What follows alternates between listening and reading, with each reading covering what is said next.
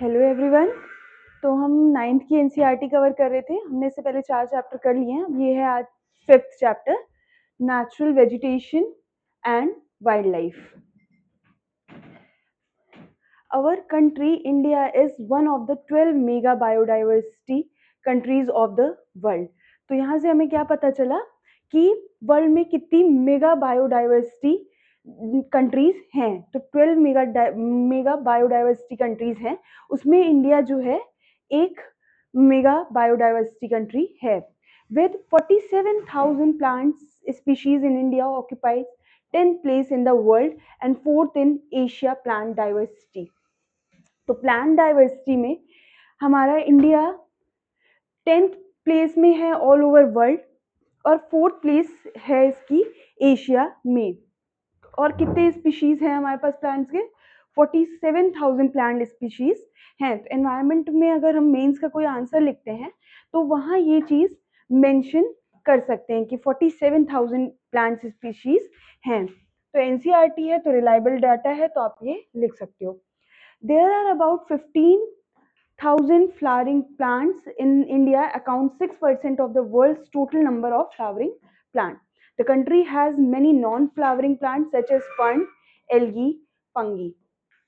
तो जो non flowering plants हैं ये भी एक मेजर रोल प्ले करती हैं बायोडाइवर्सिटी को मेंटेन करने में। कौन है वो? फर्न्स, एल्गी और fungi. India also has approximately 90,000 species of animal, well as rich variety of fishes in fresh and marine water. The natural vegetation refers to a plant community which has grown naturally without human and has been left undisturbed by humans for a long time. This term is virgin vegetation. तो virgin vegetation किसको कहते हैं? Virgin vegetation mainly natural vegetation को कहा जाता है जहां human की छेड़छाड़ ना हुई हो। जो मतलब बहुत घने फॉरेस्ट होते हैं जहां ह्यूमंस नहीं पहुंच पाते हैं और जहां पे उनके द्वारा कुछ नहीं किया जाता है, उस बहुत समय तक उनमें छेड़छाड़ नहीं होती है, उन वेजिटेशन को कहते हैं virgin vegetation. Thus cultivated crops, fruits and orchids form part of vegetation but not natural vegetations। जो हम क्रॉप्स और फ्रूट्स कल्टीवेट करते हैं वो पार्ट है वेजिटेशन का, वो नेचुरल वेजिटेशन का पार्ट नहीं है। The virgin vegetation which is purely India are known as endemic. वो वर्जिन वेजिटेशन जो प्योरली इंडिया के होंगे तो उसे हम क्या कहेंगे? एंडेमिक और इंडिजीनियस स्पीशीज। तो एंडेमिक का क्या मतलब होता है?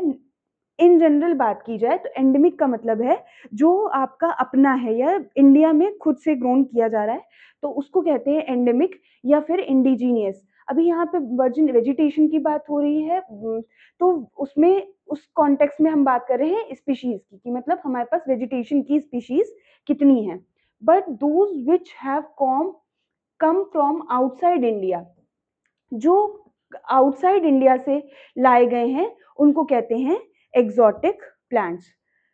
तो जो इंडिया के हैं उन्हें क्या कहेंगे? एंडेमिक या इंडिजीनियस स्पीशीज। जो बाहर से लाई गई हैं इंडिया में उन्हें क्या कहेंगे? Exotic plants. The term flora and the fauna. तो फ्लोरा क्या है?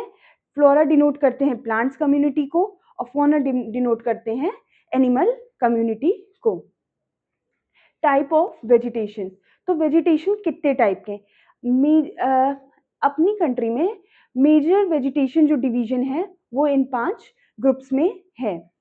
Tropical evergreen, deciduous, tropical thorn forest, montane और मैनग्रोव्स। ये ट्रॉपिकल एवरग्रीन फॉरेस्ट का आपको पिक्चर दिया हुआ है। नेक्स्ट क्या है? अब हम एक एक फॉरेस्ट टाइप पढ़ेंगे कि किसमें क्या कंडीशंस जरूरी होती हैं, कौन सा क्लाइमेट जरूरी होता है किस फॉरेस्ट टाइप को ग्रो करने के लिए। तो हम पढ़ रहे हैं इस पर ट्रॉपिकल एवरग्रीन फॉरेस्ट। तो अब ट्रॉपिकल एवरग्रीन फॉरेस्ट के लिए क्या क्या कंडीशंस चाहिए होंगी? तो forest are restricted to heavy rainfall areas of Western Ghat and islands of Lakshadweep, Andaman, Nicobar, upper part of Assam and Tamil Nadu coast. तो ये पूरा पूरा क्वेश्चन आपका पूछा जाता है कि एवरग्रीन फॉरेस्ट कहाँ होंगे। एवरग्रीन फॉरेस्ट वहां होंगे जहां रेनफॉल बहुत ज्यादा होगी। तो अब रेनफॉल कहाँ ज्यादा होगी, तो वेस्टर्न घाट्स लिखा हुआ है। तो जो साउथ वेस्ट मानसून है हमारा, तो वो एंटर ही वेस्टर्न घाट्स की तरफ वेस्टर्न साइड से करता है। तो सबसे ज्यादा जो रेनी एरिया है वो यही है, वेस्टर्न घाट्स। उसके बाद क्या है, लक्षद्वीप, अंडमान निकोबार आइलैंड्स आपके दोनों। उसके बाद क्या है, नॉर्थ ईस्ट का area, upper part of Assam and Tamil Nadu coast. Tamil Nadu coast क्यों लिखा हुआ है, तमिलनाडु कोस्ट में जो रिट्रीटिंग मानसून होता है तो सबसे ज्यादा रेनफॉल उस टाइम पे कहाँ पे होती है, तमिलनाडु में, तो इसलिए तमिलनाडु को रखा गया है। ठीक, तो अभी क्या पढ़ लिया हमने कि एवरग्रीन फॉरेस्ट की लोकेशन क्या क्या है। उसके बाद कितने सेंटीमीटर इनको रेनफॉल चाहिए, तो मोर देन 200 सेंटीमीटर रेनफॉल्स इनको चाहिए होती हैं। इसके साथ क्या चाहिए, short dry season. Short dry season, अब रेनफॉल जहाँ एक्सेस रेनफॉल है वहीं हो रहा है, तो जो ड्राई सीजन होगा वो कम ही चाहिए होगा, तो इसलिए शॉर्ट ड्राई सीजन। फिर इनकी हाइट कहाँ कितनी होती है, तो अप टू 60 मीटर और इवन अबव। तो जो ये ट्रीज होते हैं इस एवरग्रीन में, उनकी हाइट कितनी होती है, 60 मीटर्स और इवन अबव।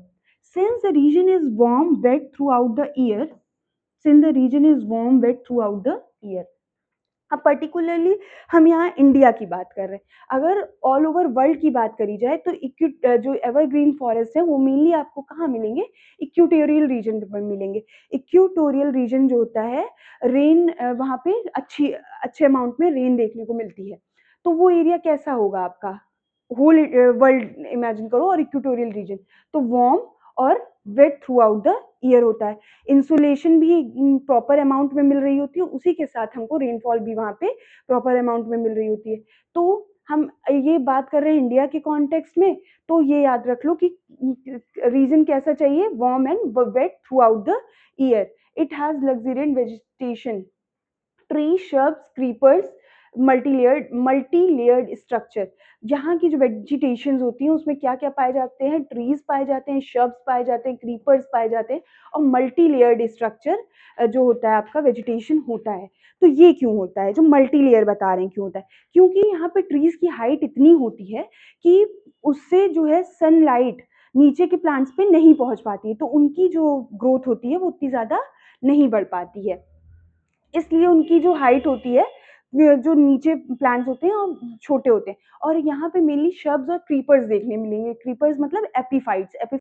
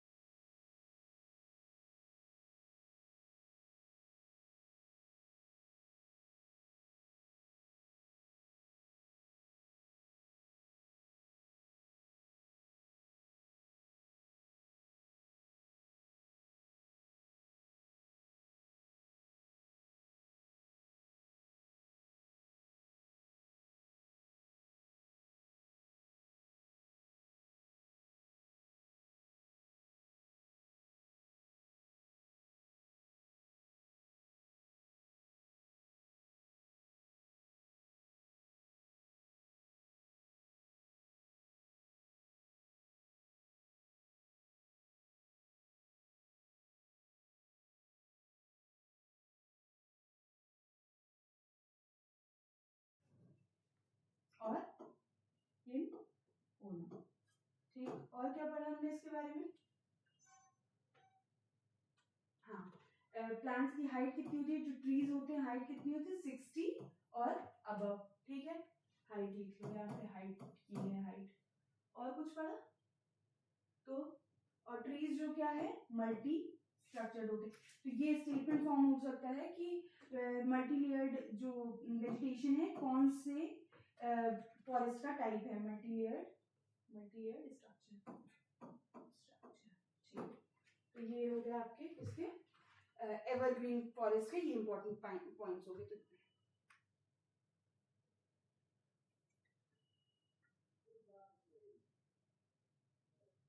ठीक है, तो अब हमारा नेक्स्ट इसमें वेजिटेशन टाइप है ट्रॉपिकल डेसिडुअस फॉरेस्ट। तो ट्रॉपिकल डेसिडुअस से याद रख लो कि अगर वर्ल्ड के उसमें याद करते हो तो सबसे ज्यादा जो डेसिडुअस है वो इंडिया में वेजिटेशन का सबसे ज्यादा पार्ट किसका है, डेसिडुअस का है। मोस्ट वाइड स्प्रेड फॉरेस्ट है India, most wide spread forest है इंडिया का। ठीक, also called as monsoon forest, monsoon forest भी कहा जाता है। रिसीविंग रेनफॉल कितनी चाहिए होती है, 200 सेंटीमीटर टू 70 सेंटीमीटर, इस रेंज में जो है इनकी रेनफॉल क्या करती है, वेरी करती है। ठीक, टाइप ऑफ दिस फॉरेस्ट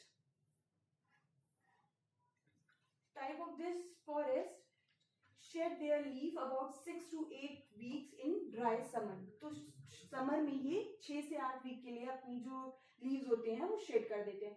अभी ये इंपॉर्टेंट क्यों है ये क्वेश्चन, आपको ट्रॉपिकल एवरग्रीन और ट्रॉपिकल डेसिडुअस में कंफ्यूज कहाँ करते हैं क्वेश्चन में, कि जो एवरग्रीन फॉरेस्ट है वो जो ट्रीज है नो डेफिनेट टाइम, उनका कोई डेफिनेट टाइम नहीं है लीव को शेड करने का, जबकि डेसिडुअस में 6 से 8 हफ्ते के लिए गर्मियों के टाइम पे ये अपने लीव्स को क्या करते हैं, शेड कर देते हैं। On the basis of availability of water these forest are further divided into moist and dry deciduous. तो जो डेसिडुअस फॉरेस्ट है आपका,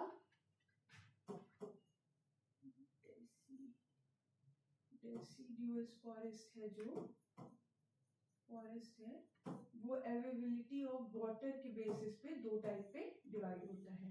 क्या, मॉइस्ट डेसिडुअस और वेट डेसिडुअस। ठीक है, मॉइस्ट डेसिडुअस और वेट या ड्राई डेसिडुअस, नहीं सॉरी, मॉइस्ट और dry deciduous, sorry dry deciduous.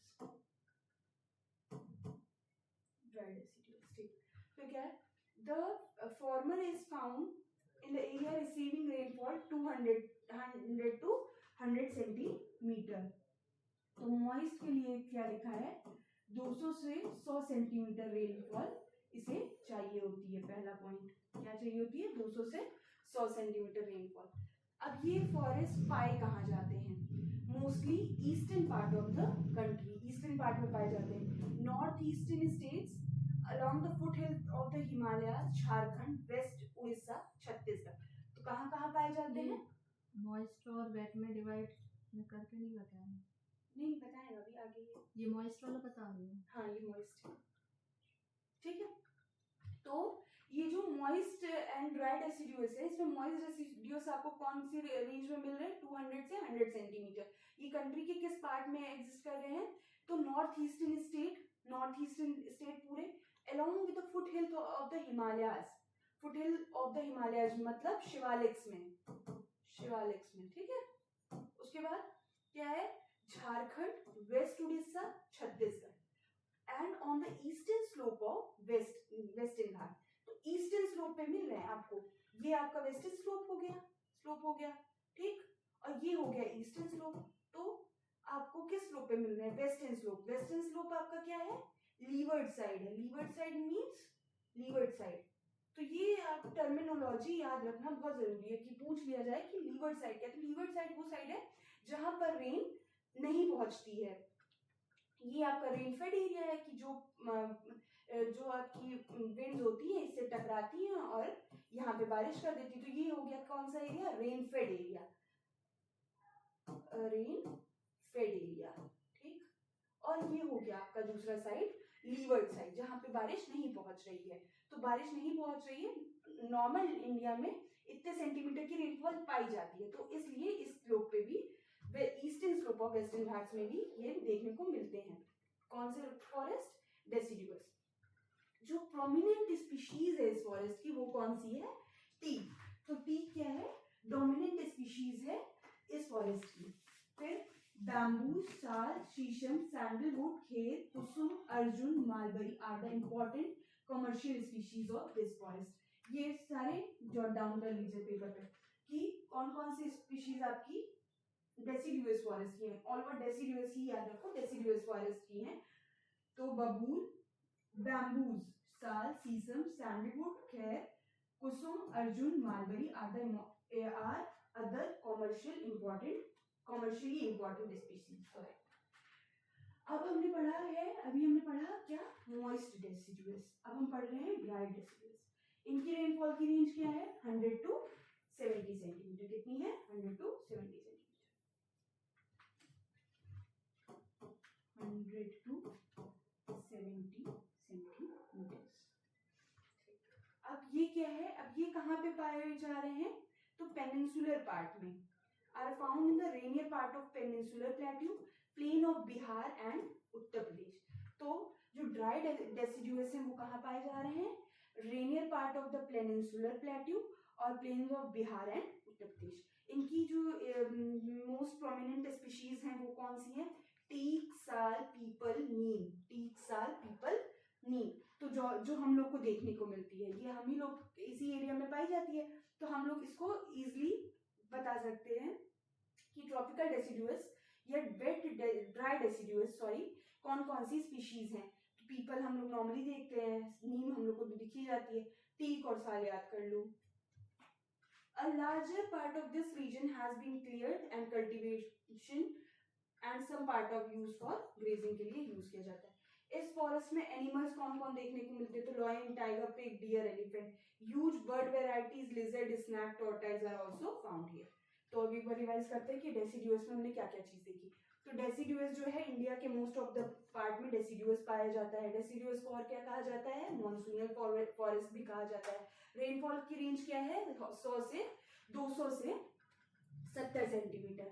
अब इसी में जो है डेसिडुअस फॉरेस्ट दो पार्ट में डिवाइड हुआ है, मॉइस्ट डेसिडुअस और ड्राई डेसिडुअस। तो जो मॉइस्ट डेसिडुअस है वो 100 से 200 तक है और ड्राई कितना है?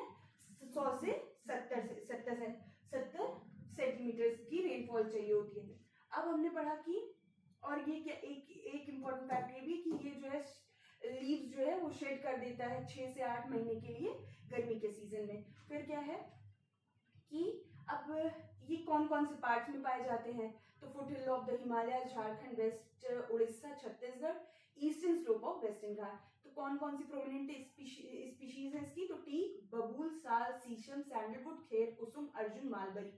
ड्राई डेसिडुअस 100 से 70 centimetre, rainier part of peninsular plateau, plains of Bihar and Uttar Pradesh. फिर टीक, साल, पीपल्स, नीम यहाँ पे मिलते हैं। और बर्ड्स एनिमल्स में ये देख लीजिए, टिक, टाइगर, लॉयन, पिग, डियर, ये सब मिलते हैं। ठीक, अब नेक्स्ट क्या है? नेक्स्ट वेजिटेशन है हमारा थॉर्न फॉरेस्ट एंड स्क्रब्स। इनकी रेनफॉल क्या है? 70 सेंटीमीटर, लेस देन 70 सेंटीमीटर्स। कौन से फॉरेस्ट थे ये? थॉर्न थे, thorn forest and scrubs.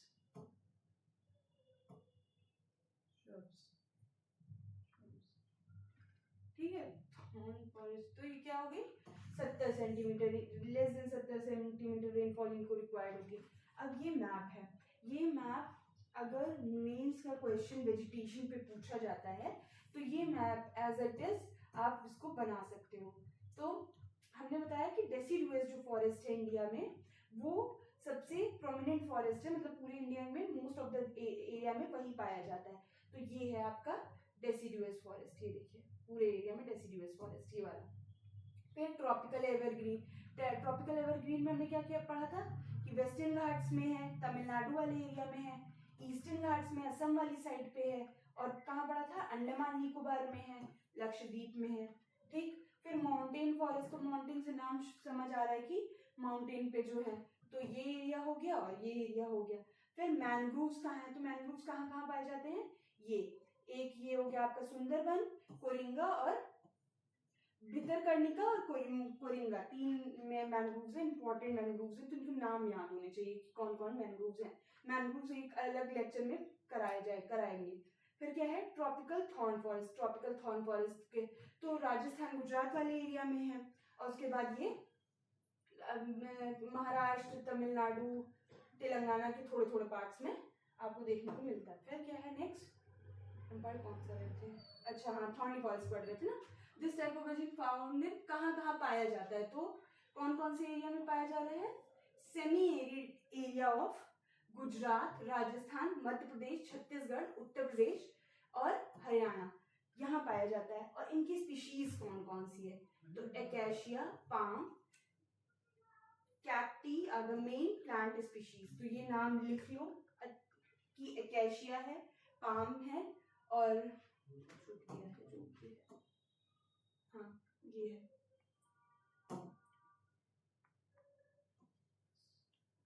Cacti, ये चार नाम है, इनको आप नोट कर लो। फिर क्या है, tree are scattered and have long roots penetrating deep into the soil to get moisture. तो जो ये फॉरेस्ट होते हैं डेजर्ट वाले, इनकी जो डीप रूट्स होती हैं वो बहुत डीप होती हैं, so they get moisture from the soil. ठीक, फिर क्या है, the stem are succulent to conserve the water.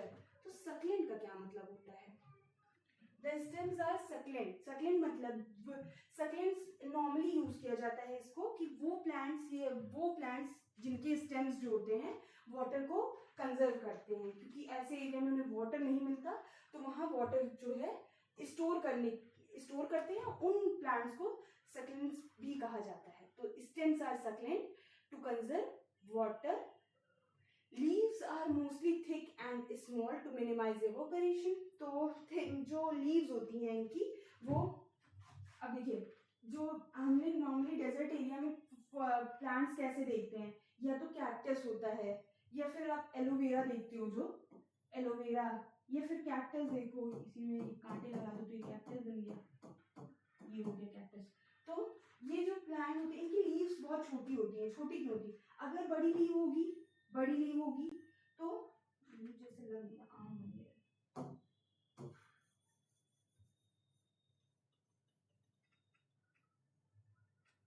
बड़ी लीव होगी तो क्या होगा, ये सब एनवायरनमेंट में बहुत डीप में पढ़ना पड़ता है, एनवायरनमेंट के इकोलॉजी वाले पार्ट में।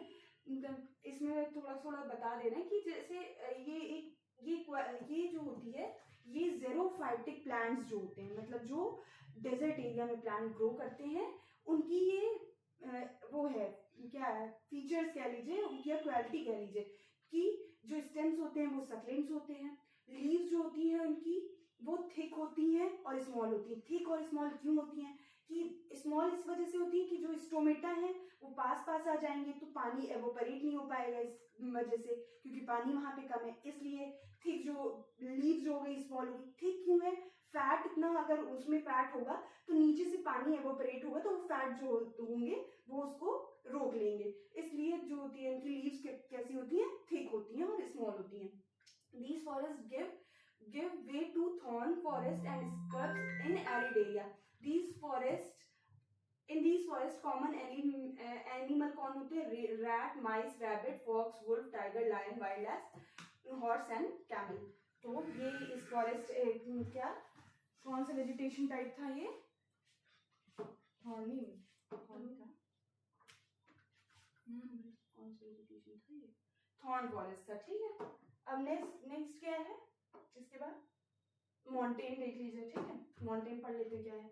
इन mountainous region the decrease in temperature with increasing altitude leads to corresponding change in the natural vegetation. बहुत इंपॉर्टेंट लाइन है, ध्यान से समझो क्या कह रहा है, decrease in temperature with altitude. अब ये माउंटेन की बात हो रही है, ठीक है, माउंटेन की बात हो रही है, ये हो गया आपका, ठीक, माउंटेन। अब ये कह रहा है कि जैसे जैसे ऊपर जाते हैं,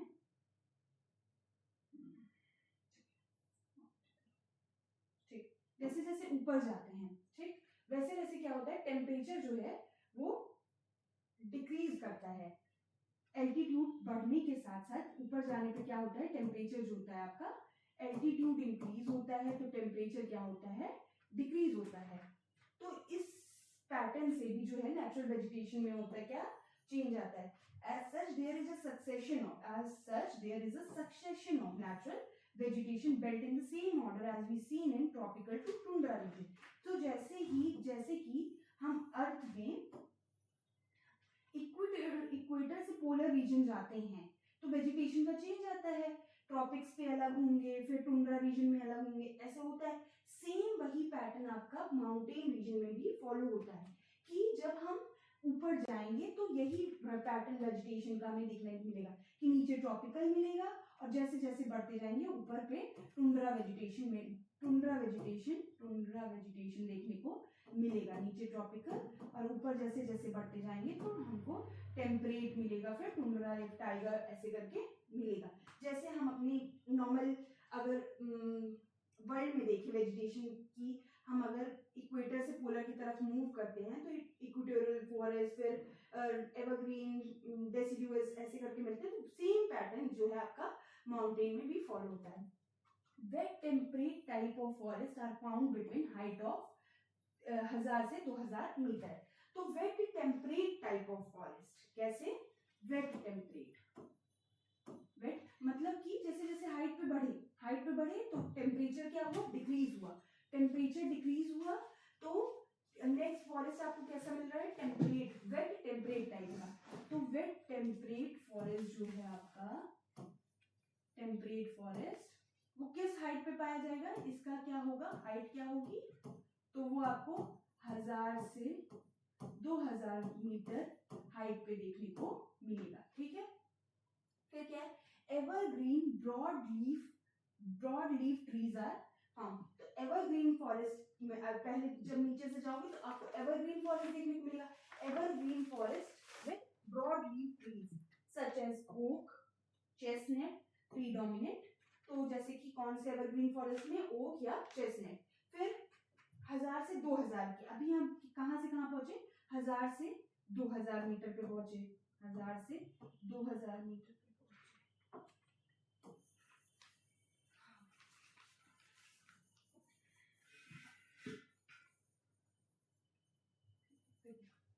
क्या समझना है कि हम, ये आपका माउंटेन हो गया, ठीक है। अब ये लेयर्स में इनको डिवाइड कर लो। मान लो अब हम यहाँ से 1000 से 2000 मीटर पे पहुंचे और इस रेंज में जो फॉरेस्ट पाया जा रहा है उसे क्या कह रहे हैं, वेट टेम्परेट। और यहाँ पे स्पीशीज कैसी पाई गई, ओक या चेस्टनट, ठीक है, ये हो गया। अब फर्दर मूव किए कहां से कहां, 1500 से 3000 मीटर पे मूव किए। तो 15 से मान लो ये 3000 हो गया, ठीक है, ये 1500 से 3000 मूव किए। तो 15 से 3000 मूव किए तो कौन सा मिला आपको फॉरेस्ट, तो यहाँ मिला आपको टेम्परेट फॉरेस्ट, ठीक है, यहाँ मिला टेम्परेट फॉरेस्ट। अब टेम्परेट फॉरेस्ट, तो टेम्परेट फॉरेस्ट मिला तो अब यहाँ पे ट्री कौन से तरीके के होंगे, कॉनिफेरस ट्री होंगे। टेम्परेट फॉरेस्ट में कैसे ट्रीज होंगे, कॉनिफेरस ट्रीज होंगे, ठीक, कॉनिफेरस होंगे। और देखो क्या कौन कौन सी इसमें वेराइटीज आपको मिलेगी, कॉनिफेरस ट्री मिलेगी, ये हो गया आपका। उसके बाद अब कॉनिफेरस ट्री में कौन कौन से होंगे, पाइन, देवदार, सिल्वर फिर, स्प्रूस, सिडार। तो ये आपको कहाँ मिल रहे हैं, 1500 से 3000 मीटर की हाइट पर कौन से ट्री मिल रहे हैं, कॉनिफेरस ट्री मिल रहे हैं। और उनमें कौन कौन सी वेराइटीज आ रही हैं, तो पाइन, देवदार, सिल्वर फील्ड, स्प्रूस और सिडार। फिर क्या बीच वाले उसमें टेम्परेट आएगा, हाँ, जैसे ये आपका माउंटेन है, 1000 से 2000 मीटर पे वेट टेम्परेट फॉरेस्ट देखने को मिला, ठीक है। तो उसमें कौन कौन से आए, ओक और चेस्टनट। फिर 1500 से 3000 मीटर की हाइट पे आपको टेम्परेट फॉरेस्ट देखने को मिल रहा है। ये पूरा पैटर्न जो होता है माउंटेन का वो सिमिलर होता है, सिमिलर टू जैसे ये अर्थ है, ठीक है। अर्थ पे जो वेजिटेशन का पैटर्न होता है जैसे इक्वेटोरियल से हम पोलर की तरफ बढ़ते हैं तो पोलर पे टुंड्रा फॉरेस्ट देखने को मिलते हैं, टुंड्रा, जैसे टुंड्रा। और इक्वेटर पे आपको कौन से फॉरेस्ट देखने को मिलेंगे? इक्वेटोरियल रेन फॉरेस्ट, ठीक है, ये मिलेगा देखने को। सेम यही पैटर्न आपका माउंटेन रीजन में फॉर्म होता है। नीचे से जाते हुए अगर यहाँ से आप इक्वेटर से मूव करते हो ऐसे ऐसे करके, तो वही पैटर्न आपको सेम उस फॉरेस्ट उसमें भी देखने को मिलता है। तो अभी हमने क्या देखा कि टेम्परेट फॉरेस्ट हो गया। टेम्परेट फॉरेस्ट में कौन कौन सी वेराइटीज आ गई वो देख ली। These forest cover mostly the southern slope of the Himalayas. Southern slope of the Himalayas मतलब नीचे साइड, सदर्न स्लोप। फिर क्या है? Place having high altitude in southern and north eastern India. At higher elevation temperate grasslands are common. और higher elevation पे अगर हम जाते हैं तो वहां पे हमें टेम्परेट ग्रासलैंड्स देखने को मिलती हैं। फिर at a high altitude generally more than 3600 kilometre. तो अब ये बता रहा है कि 3600 किलोमीटर, ये 36 मान लीजिए ये हो गया आपका यहाँ पे 3600 किलोमीटर, ये इससे ऊपर की हाइट पे अगर हम जाते हैं, मीटर सॉरी किलोमीटर नहीं मीटर, किलोमीटर बहुत ज्यादा हो जाएगा, ठीक है, 3600 metres, 30 metre above the sea level. Sea level से हम इतना अगर ऊपर माउंटेन के जाते हैं तो temperate forest and grassland give away to alpine vegetation. Give temperate forest and grassland से ट्रांजिशन होगा एल्पाइन वेजिटेशन की तरफ। अब हम इसके ऊपर जा रहे हैं तो हमें एल्पाइन वेजिटेशन देखने को मिल रही। इसमें कौन कौन से आएंगे एल्पाइन वेजिटेशन में? Silver fir, juniper, pine, birch are common tree among these. तो एल्पाइन फॉरेस्ट में आपके कौन सी चीजें आती हैं, कौन से ट्रीज या वेराइटीज आती हैं उनकी? तो सिल्वर फिर, junipers, pines or beeches. However, they are get progressively stunned as they approach to snow line. Ultimately, through the shrubs and scrubs, they merge into alpine grasslands. These are used extensive grazing for by nomadic tribes like Gurjar and Bakarwals. तो ये दोनों tribes कहाँ की हैं? गुर्जर बकरवाल उत्तराखंड की हैं, Himalayan reason की हैं। बड़ा ब्रॉड बताते हैं। At higher altitude, mosses and lichens are the part of tundra vegetation. तो ये जो mosses और lichens हैं, ये किसका पार्ट है? टुंड्रा वेजिटेशन का।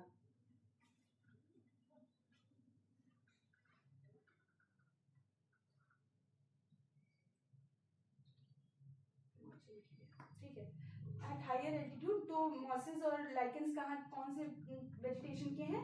Tundra vegetation. तो कॉमन एनिमल कौन पाए जाएंगे यहाँ पे? Kashmir stag, spotted deer, wild sheep, jack, rabbit, Tibetan antelope, yak, snow leopard, squirrel, shaggy horns, wild ibex, bear, rare, red panda, sheep, goats with thick hair. ये जो animal हैं ये यहाँ पे पाए जाएंगे। फिर नेक्स्ट फॉरेस्ट क्या है? Mangrove forest. ठीक, तो mangrove tidal forest are found in the area of coast influenced by tide. तो कोस्ट पे पाए जाते हैं मैंग्रोव फॉरेस्ट, जो और कोस्ट किससे इन्फ्लुएंस होते हैं? By tides. The mud and silt get accumulated on such coast. मतलब मड्स और सिल्ट एक्यूमुलेट हो जाते हैं टाइड्स के आने से, वहीं पर ये जो फॉरेस्ट होते हैं डेवलप होते हैं।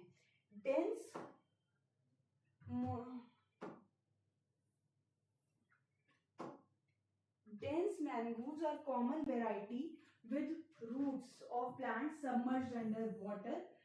The delta of Ganga, Mahanadi, Krishna, Godavari, Kaveri are covered by such vegetation. तो कौन से जो डेल्टा है वो मैंग्रोव फॉरेस्ट वहां पाए जाते हैं? तो डेल्टा ऑफ गंगा, महानदी, कृष्णा, कावेरी, गोदावरी। तो ये चारों रिवर तो मेनली हैं ये कृष्णा, कावेरी, गोदावरी, कृष्णा, कावेरी और महानदी, और ये यहाँ पे पाए जाते हैं।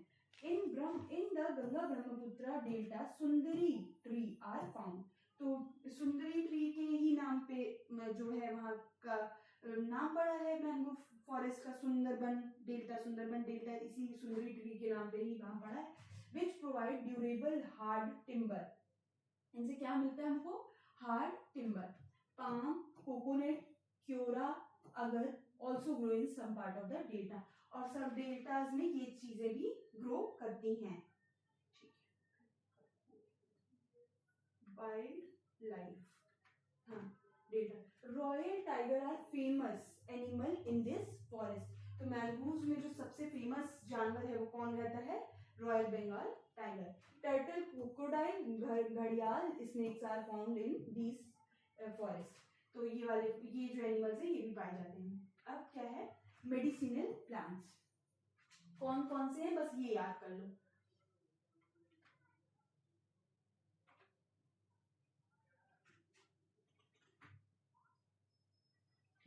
World conservation union red list निकालता है। रेड लिस्ट कौन निकालता है? World conservation union. इस रेड लिस्ट में क्या होता है? जो क्रिटिकली एंडेंजर्ड या एंडेंजर्ड, क्रिटिकली थ्रेटेंड या एंडेंजर्ड स्पीशीज होती हैं, उनका मेंशन इस लिस्ट में होता है। इनके according 352 medicinal plants of which 52 are critically threatened and 49 are endangered. They commonly found in India, मतलब इंडिया में ही कॉमनली पाए जाते हैं। तो सर्पगंधा, जामुन, अर्जुन, बबूल, नीम, तुलसी और खचनार, ये जो है ये मेडिसिनल प्लांट्स हैं। तो करते क्या है, इनका मेडिसिनल यूज देख लो। सर्पगंधा जो होता है वो ब्लड प्रेशर के लिए यूज किया जाता है और फाउंड ओनली इन इंडिया। तो अगर ये स्टेटमेंट आ जाए कि फाउंड ओनली इन इंडिया, तो ये एक्सट्रीम मान के गलत नहीं करना है। सर्पगंधा सिर्फ इंडिया में पाया जाता है। फिर जामुन, जामुन क्या है?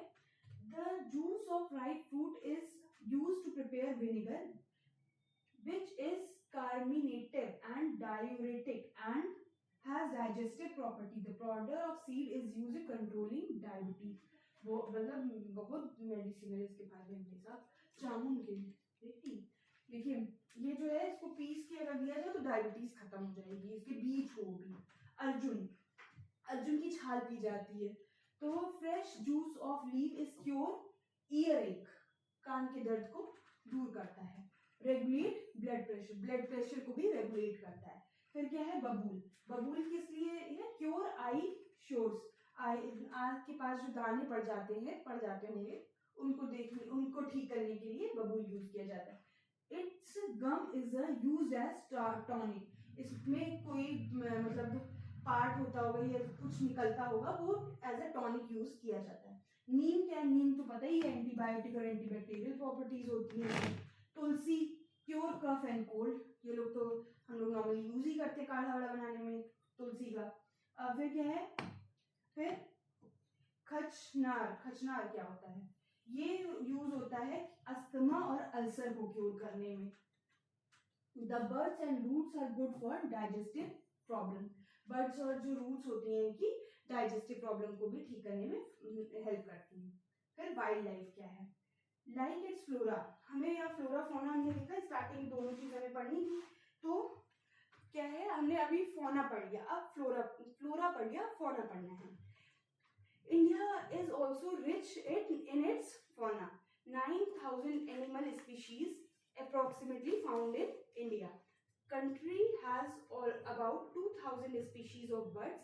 13% of the world's total 2,000 species of birds पाई जाती हैं, जिसमें कि 13% की टोटल बर्ड का कॉन्स्टिट्यूट करती हैं। There are 2,546 species of fish which account for nearly 12% of the world stock. It also share 5 to 8% of the world's amphibian, reptile and mammals. The elephant are the most majestic animal among mammals. They are found in the hot, wet forest of Assam, Karnataka and Kerala. तो कर्नाटक केरल में हमेशा हम लोग wild life conflict पढ़ते हैं, human and animal conflict पढ़ते रहते हैं, और वो होता ही नहीं के कारण है किसके? एलिफेंट्स के। तो याद रखो कहाँ कहाँ पाए जाते हैं? Assam, Karnataka, Kerala.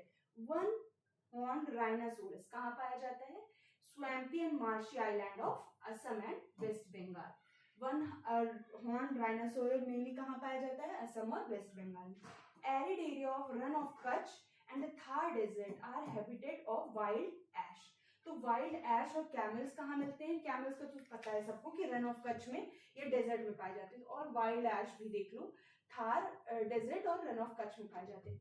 Indian bison, nilgai, four horn antelope, gazelle, different species of deer are some of found in India, India में पाए जाते हैं। ठीक है, वाइल्ड लाइफ प्रोटेक्शन एक्ट कब इम्प्लीमेंट हुआ था? 1972 में। तो वाइल्ड लाइफ प्रोटेक्शन एक्ट कब आया? 1972 में। India is the only country in the world that both have tigers and lion. World की एक ऐसी कंट्री है इंडिया, ओनली, जहां पे दोनों टाइगर और लायन दोनों पाए जाते हैं।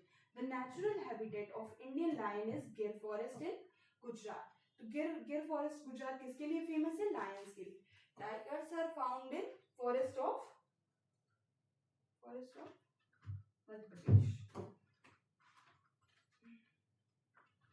Forest of Madhya Pradesh. Sundarban of west Bengal, Himalayan region. Leopards are two member of cat family. They are important among the animal of prey. Do you know? Gir forest is the last remaining habitat of Asiatic lion. तो क्या है? हम यहीं पे बस काटते हैं। हाँ, गिर forest is the last remaining habitat of Asiatic lion. जो एशियाटिक लॉयन है वो सिर्फ अब गिर फॉरेस्ट में ही लास्ट है। The Himalayan harbors a hardy range of animals survive extreme cold. Ladakh's freezing high altitude are a home of yak. तो याक कहाँ पाए जाएंगे? लद्दाख में पाए जाएंगे, हम लोग पता है। Shaggy horned wild ox weighing around 1 ton. The Tibetan antelopes and bharil, blue sheep, wild sheep and kyang, Tibetan wild ash. ये सब कहाँ पे मिल रहे हैं आपको? लद्दाख में। Furthermore, the ibex, bear, snow leopard, rare red panda are found in certain pockets. मतलब लद्दाख में ही ये भी पाए जाते हैं। फिर in the river, lakes and coastal area, turtle, crocodile, gharials are found. The latter is the only representative variety of crocodile in the world. Bird life is in India is colorful. Peacock, peasant, ducks, parakeets, cranes, pigeons are some bird inhabiting the forest wetland in the country. We have selected our crops from biodiverse environment, from the reserves of edible plant. We also experimented and selected many medicinal plants.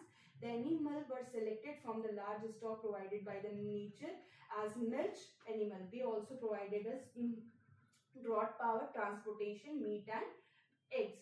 Fish provide nutritive food. Many insects help in pollination of crops and fruit.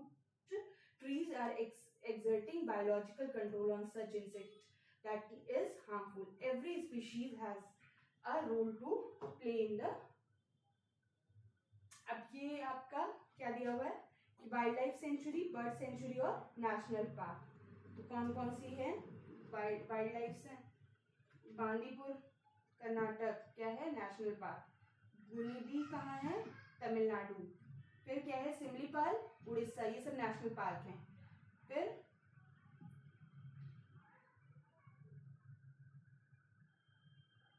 Kaziranga कहाँ है? असम में।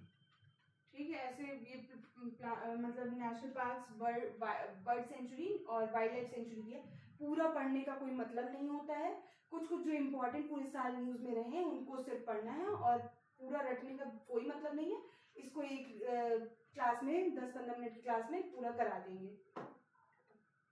Ecosystem and conservation is essential as has been mentioned earlier. Due to excessive exploitation of plants, resource, human being, the ecosystem disturbed. तो अब ये पढ़ लो कि मतलब क्या कारण है इनके थ्रेट, इनके जो मेजर थ्रेट्स हैं इनको क्या क्या चाहिए। The main cause of this major threat to nature is hunting by greedy hunters for commercial purpose, pollution due to chemical and industrial waste. तो कारण क्या क्या है? हंटिंग एक कारण है, इनके मतलब एग्जिस्टेंस में थ्रेट जो है वो कौन कौन से? हंटिंग है, पॉल्यूशन है, फिर पॉल्यूशन है, इंट्रोडक्शन ऑफ एलियन स्पीशीज है जिसे एक्सोटिक स्पीशीज कहा जाता है, फिर एंड रेकलेस कटिंग ऑफ, और क्या, रेकलेस कटिंग ऑफ फॉरेस्ट, ये मेजर कारण बताया जाता है, मेजर कॉज बताया जाता है बायोडाइवर्सिटी लॉस के लिए। क्या, हैबिटेट डिस्ट्रक्शन, क्या ये रेकलेस फॉरेस्ट कटिंग क्या हो गया, हैबिटेट डिस्ट्रक्शन, वहीं रहेंगे लोग, डिस्ट्रक्शन, ठीक है। फिर habit under the cultivation and habitation are responsible for this imbalance to protect flora and flora अच्छा, फ्लोरा और फौना को प्रोटेक्ट करने के लिए गवर्नमेंट ने कौन कौन से मेजर स्टेप्स लिए हुए हैं, तो बायोस्फीयर रिजर्व जो बनाए गए हैं उनके प्रोटेक्शन के लिए बनाए गए हैं। फिर 18 बायोस्फीयर रिजर्व हैं, जिसमें कि 12 जो हैं वो किस में आते हैं, included in the world network of biosphere research, map के अंदर आते हैं वो, ठीक है। फिर नेक्स्ट क्या है, ये है 18 बायोस्फीयर रिजर्व कौन कौन से हैं, Sundarban, gulf of Mannar Tamil Nadu, Sundarban west Bengal, Nilgiri Tamil Nadu, Karnataka, Kerala, तीनों के रीजन में आता है कॉमन।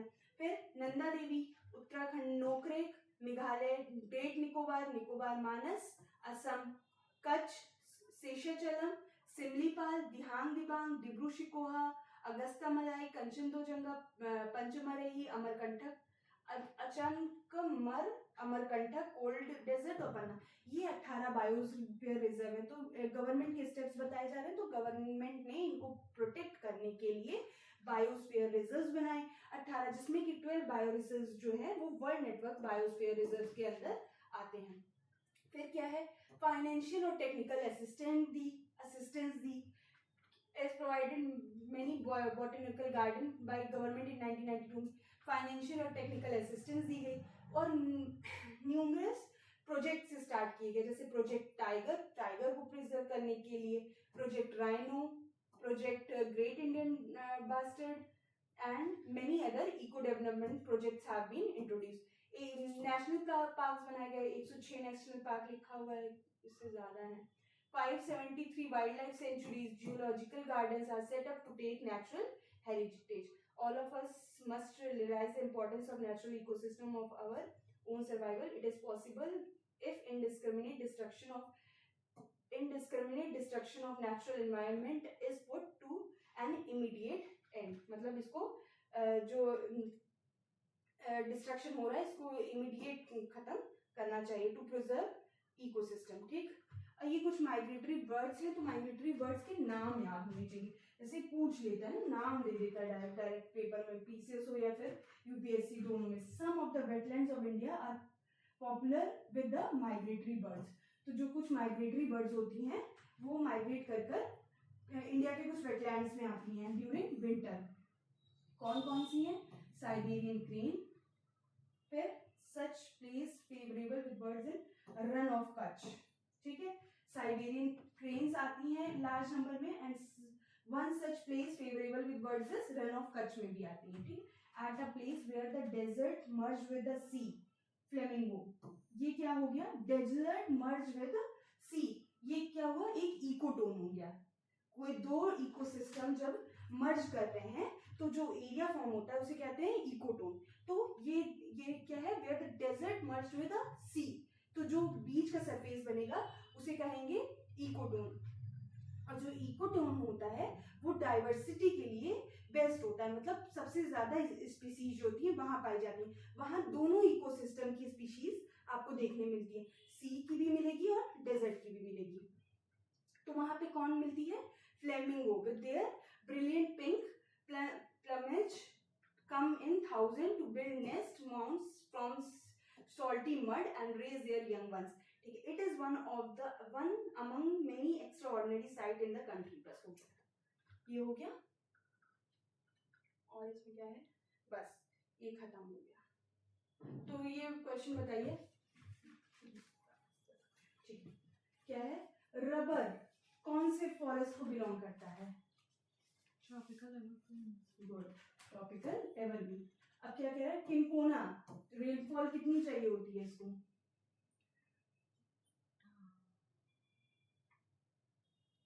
किनकोना कौन सा है आपका, वो एवरग्रीन है, मैंने स्टार्टिंग में देखा था हाँ एवरग्रीन है।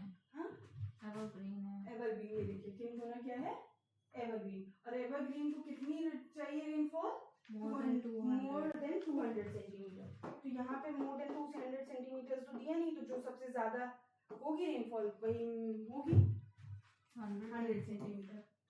फिर सिमलीपाल बायो रिजर्व कहाँ है, सिमलीपाल कहाँ है, ओडिशा। उड़ीसा, गुड। फिर not included in network of, world network में कौन सा नहीं है। तो टोटल 18 बायो रिजर्व है, 18 बायो रिजर्व है, इसमें जो 12 थे वो मैप के अंदर आते हैं, जो पूछ रहा है world network of bio reserve, तो उसमें कौन से नहीं है, पन्ना ही नहीं है शायद, शायद पन्ना नहीं है, आई एम नॉट श्योर, ये 12 मुझे एक बार पढ़नी पड़ी, ठीक है। बस ये हो गया क्वेश्चन खत्म। दिया था हाँ? इधर मैप वाले में। इसमें नहीं दिया था, इसमें 12 सुंदरबन, नंदा देवी, वो जो 12 है, gulf of Mannar, Nilgiri, Nokrek, great Nicobar, Simlipal, Pachmarhi, Amarkantak, Agasthyamalai, Kanchenjunga, Panna, Panna है, पन्ना है, पन्ना है, नीलगिरी भी है। नीलगिरी नहीं है, गल्फ ऑफ मन्नार। नीलगिरी भी है, तो वो नहीं है। नीलगिरी भी है, मानस नहीं है, ये नहीं है, ठीक है, मानस नहीं है, ठीक है। तो ये 12 जो है ये हमको याद करना पड़ेगा इसको अच्छे से, ये पूरे 18 एक तो याद कर लीजिए और इनकी प्लेसेस याद कर लीजिए, उसमें से 12 कौन कौन से हैं जो इसमें इस वर्ल्ड नेटवर्क बायोस्फीयर रिजर्व में है, इनको याद करके एक पेज पे लिख के रख लीजिए। अब next chapter next session. Thank you. बहुत पढ़ा ली, कितना पढ़ा है।